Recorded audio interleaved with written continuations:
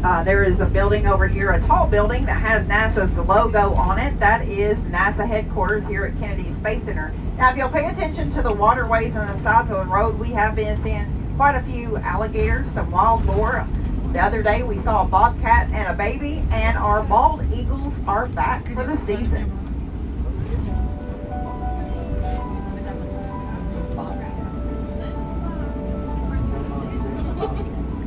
Kennedy Space Center is surrounded by the Merritt Island National Wildlife Refuge. While the refuge in total takes up 140,000 acres, NASA only occupies about 7,000 acres. I want to introduce you to Becky Bolt, who has been a NASA wildlife ecologist here at KSC for nearly 35 years. Becky, what kind of wildlife can we expect to see here today? We have lots and lots of different kinds of wildlife. We have over 400 species that occur out here on the Space Center. What you are going to see is going to depend on what the weather is, where you are, what kind of habitat you're driving through. Look in the ditches and you'll see lots of wading birds, tall herons, egrets, ibises. There's several species of those, and I can pretty much guarantee you're going to see some of those. We have bobcats, raccoons, all kinds of animals. Now, what is your role as a wildlife ecologist?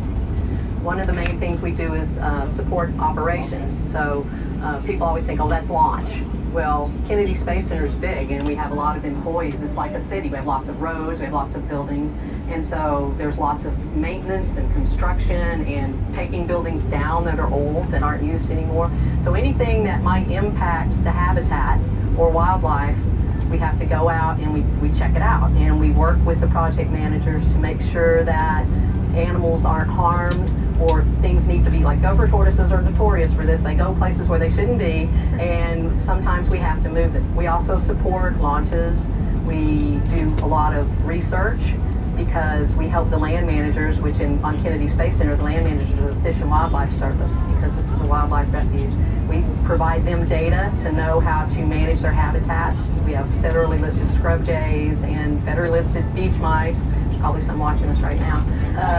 And so we provide that data to them so they know how to manage the land in the best way. Well, Becky, thank you so much for teaching us how nature meets technology here at KSC, and hopefully our guests on our tour will see some of this wildlife today.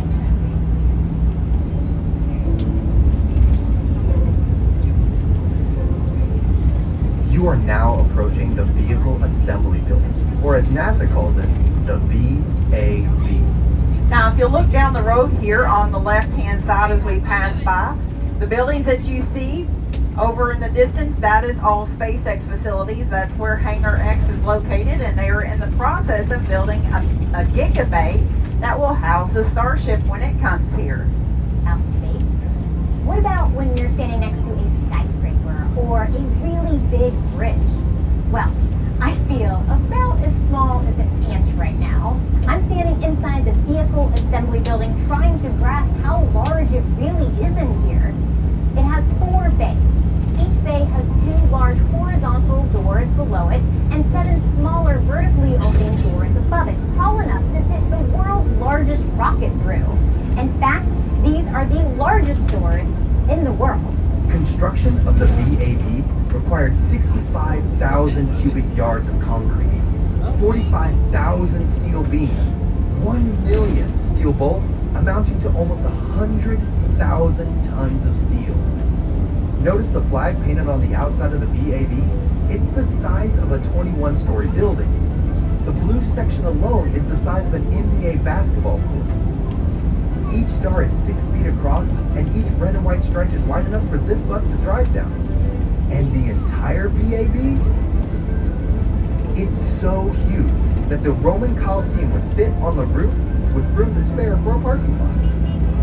By volume, the VAB can fit 3.5 Empire State Buildings, and it would take 250 billion ping pong balls to fill it.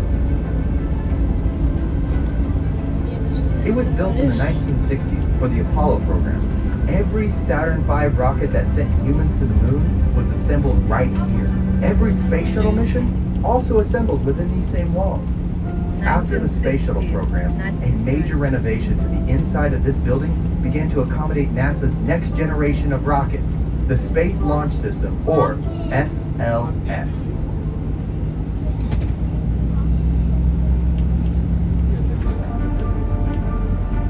NASA is known for dreaming big, and big dreams require big equipment. I'm standing next to the Crawler Transporter, the largest self-powered land vehicle in the world. It was originally built in 1965 for the Apollo program, and has since been updated to accommodate the space shuttle and now NASA's SLS rocket. Weighing in at 6 million pounds and capable of lifting and hauling 18 million pounds, the Crawler is an engineering marvel, even without a rocket sitting on top of it. This thing has 2,750 horsepower V16 diesel engines that can carry the Crawler up to a top speed of, wait for it, 1 mile per hour while carrying a rocket. Keep an eye out for the Crawler as we approach this area. And remember, we are visiting a working spaceport, so while the Crawler may not stay in one area for very long, it's bound to be out here somewhere. Now, let me introduce you to my friend John Giles, the Crawler project manager.